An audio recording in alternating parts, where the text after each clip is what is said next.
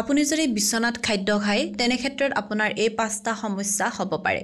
আপুনিনো বিছনাত খাদ্য খালে কি 5টা সমস্যা হয় আজি তাৰ বিষয়ে আলোচনা কৰিম। আপোনালোকৰ মাজতে হয়তো বহু এনেকুৱা ব্যক্তি আছে যিয়ে বিছনাত খাদ্য খায়। বিশেষকৈ যিসকলে ধৰক ঘৰৰ পৰা বাহিৰত থাকে, পঢ়ি আছে বা কিবা কাম কৰি আছে, অৰ্থাৎ তেওঁলোকে কিবা জব কৰি আছে, তেনে ক্ষেত্ৰত তেওঁলোকে লৰালৰি হয় বা পৰ্যাপ্ত যোগাৰখিনি তেওঁলোকে নানে, কাৰণ স্থায়ীভাৱে নাথাকে, কেইদিনমানৰ কাৰণে যিহেতু আহে, গতিকে পৰ্যাপ্ত যোগাৰখিনি নানে, যাৰ কাৰণে তেওঁলোকে বিছনাতেই বহি খাদ্য খাবলৈ তেওঁলোকে ভাল পায় বা তেনেকৈ খায়।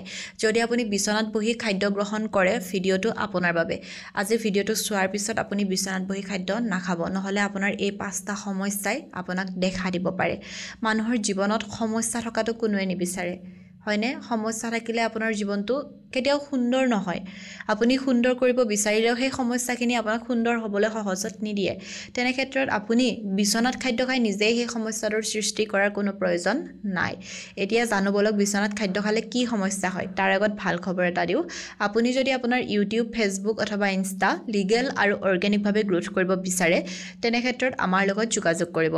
আপুনি আমাৰ পৰা legal views, legal subscriber, legal followers এই সকলোবোৰ লিগেল আৰু অৰ্গেনিকভাৱে ল'ব পাৰিব। আমাৰ হোৱাটছএপ নাম্বাৰ 9864808721। আপুনি আমাৰ হোৱাটছএপত মেছেজ কৰিব, আপোনাৰ ক্ৰাইটেৰিয়াখিনি জনাই দিব আৰু আপোনাক আমাৰ তৰফৰ পৰা ফোন কৰা হ'ব। এতিয়া আমি জানো বলক বিছনাত বহিনো খাদ্য খালে মানুহৰ কি সমস্যা হ'ব পাৰে। প্ৰথমটো হৈছে বিছনাত বহি যদি আপুনি খাদ্য খায়, আপোনাৰ 100% বেমাৰ হ'বই।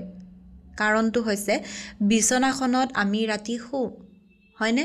বিছনাখনত ৰাতি বুলি নহয়, আমি যেতিয়া তেতিয়া শুওঁ ন। বিছনাখনত আমাৰ শোৱাৰ কাৰণে বিছনাখন, ভাত খোৱাৰ কাৰণে কিন্তু বিছনাখন নহয়।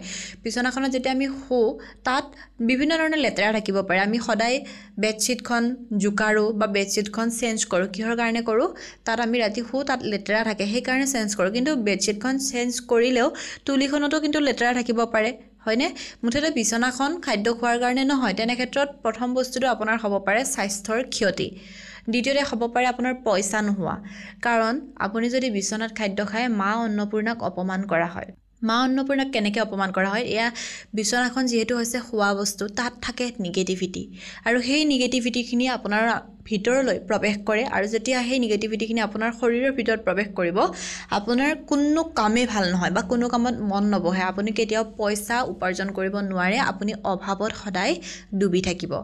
তৃতীয়তে হৈছে বিছনাত যদি আপুনি খাদ্য খায়, খুব বেছি কাজিয়া হয়।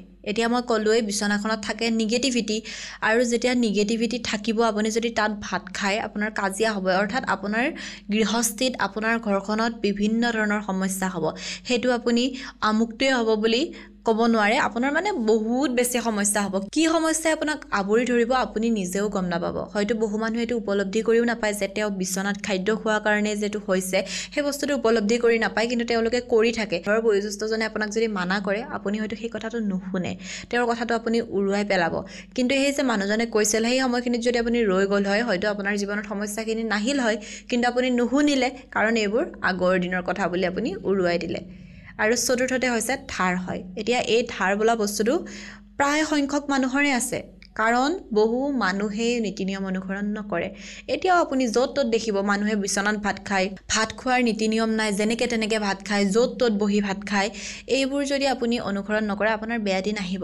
হয়তো আজি আপোনাৰ ভাল দিন হৈ আছে, আনেও দেখিছে আপোনাৰ ভাল দিন, আপুনিও দেখিছে আপোনাৰ ভাল দিন, পইচা পাতি আহিছে, কিন্তু এই যে নীতি নিয়মখিনি মানা নাই, আপোনাৰ আজি ভাল দিন হৈ আছে, আপুনি চাব কেইবছৰমান পিছত এই ভালখিনি যে আপোনাৰ জীৱনৰ পৰা হঠাৎ নোহোৱা হৈ যাব, আপোনাৰ বেয়া দিন অৱশ্যে আহিব। গতিকে সময় থাকোঁতেই যিমানখিনি আপুনি পাৰে আপুনি কৰিব লাগে।